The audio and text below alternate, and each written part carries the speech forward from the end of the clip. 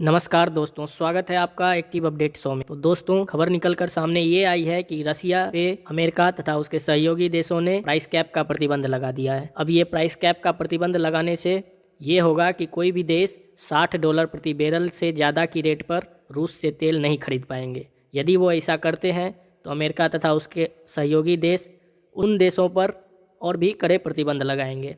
तो दोस्तों, अब ये महत्वपूर्ण इस बात से हो जाती है कि भारत रूस से सस्ता तेल खरीद रहा था। उस समय उसकी रेट $70 प्रति बैरल थी, जबकि अंतर्राष्ट्रीय मार्केट में कच्चे तेलों का दाम 90 से $100 प्रति बैरल हुआ करती थी। यानी कि मतलब ये हुआ कि भारत को प्रति बैरल $30 से $35 मुनाफा हो जाया करता था। G7 और उसके सहयोगी देशों द्वारा रूसी तेल पर प्रतिबंध लगाने के बाद पुतिन का बयान ये आया है कि वह उन देशों को रूसी तेल सप्लाई नहीं करेंगे जो G7 के प्राइस कैप का समर्थन करते हैं। और भारत की बात करूं दोस्तों, तो भारत हमेशा से इस बात का समर्थन करता रहा है कि कच्चे तेल की कीमत अंतर्राष्ट्रीय बाजार की स्थितियों के अनुसार तय होना चाहिए, ना कि किसी देश या संस्था के मुताबिक।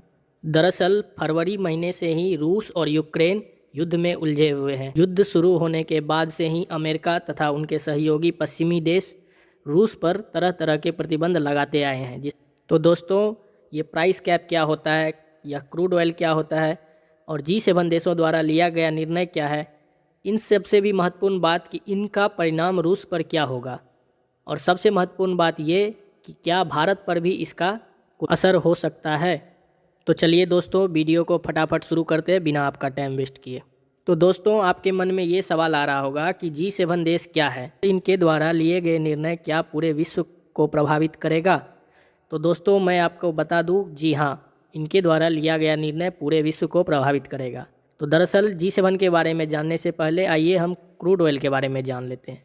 क्रूड ऑयल, जिसे हिंदी में कच्चा तेल भी कहा जाता है, यह मृत जीवों के शैवालों से बनता है जो कि लाखों साल पहले समुद्री वातावरण में पाए जाते होंगे। कच्चे तेल से प्रोपीन को अलग करने के बाद पेट्रोल, केरोसिन, डीजल जैसे तरल ईंधन निकाले जाते हैं। तो दोस्तों, G7 की बात करूं तो G7 यह एक ऐसा ऑर्गेनाइजेशन है जो वर्ल्ड की टॉप 7 अर्थव्यवस्थाओं वाला देश है। यह वर्ल्ड की संपत्ति का 62% पर अधिकार रखता है।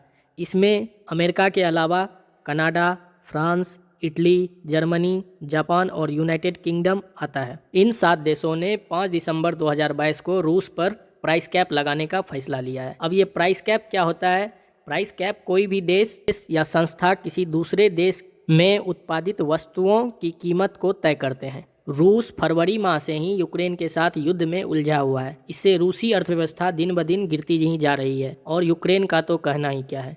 हालांकि इस जंग से भारत को तगड़ा मुनाफे का सौदा हुआ है। भारत ओपेक देशों की तुलना में रूस से 30% सस्ता क्रूड ऑयल खरीदा है। एक मीडिया रिपोर्ट्स के मुताबिक भारत को अब तक क्रूड ऑयल की डील में 35,000 करोड़ तक का मुनाफा हो चुका है। वर्तमान में भारत की जो कुल ज़रूरतें हैं उसका 12% तक रूस से खरीद रहा है। एक रिपोर्ट्स के मुताबिक भारत ने जून के महीने में रिकॉर्ड स्तर पर आयात किया। भारत ने जून में प्रतिदिन लगभग 9,50,000 बैरल तेल रूस से ही खरीदा है। अब आप सोच रहे होंगे कि एक बैरल में कितना गैलन आता है या कितने लीटर का होता है। तो मैं आपको बता दूं, एक बैरल में 42 गैलन तेल आता है और एक बैरल मतलब 15,898 लीटर एक बैरल में होता है। तो आप कुल अनुमान लगा सकते हैं कि 9,50,000 प्रतिदिन बैरल के हिसाब से भारत रूस से तेल का आयात कर रहा है। अप्रैल और जुलाई के बीच में क्रूड ऑयल का आयात तो 8 गुना बढ़ गया था।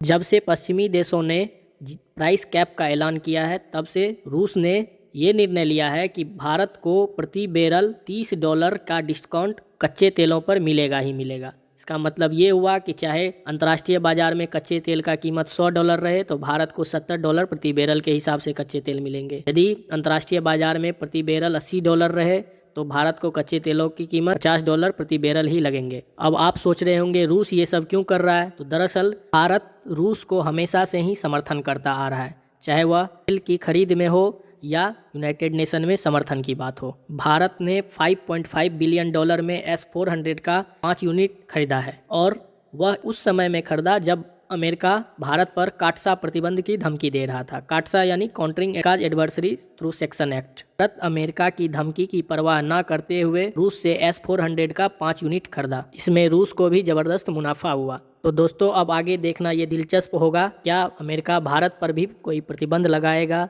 या भारत को अपने पाले में लाने के लिए कोई ऑफर देगा। जैसे ही कोई न्यूज़ निकल कर सामने आती है दोस्तों, मैं आपके पास नई वीडियो लेकर आऊँगा। तब तक आप इस चैनल को सब्सक्राइब कर दीजिए और अपने दोस्तों के साथ शेयर कर दीजिए। मिलते हैं अगले अपडेट के साथ, तब तक के लिए जय हिंद।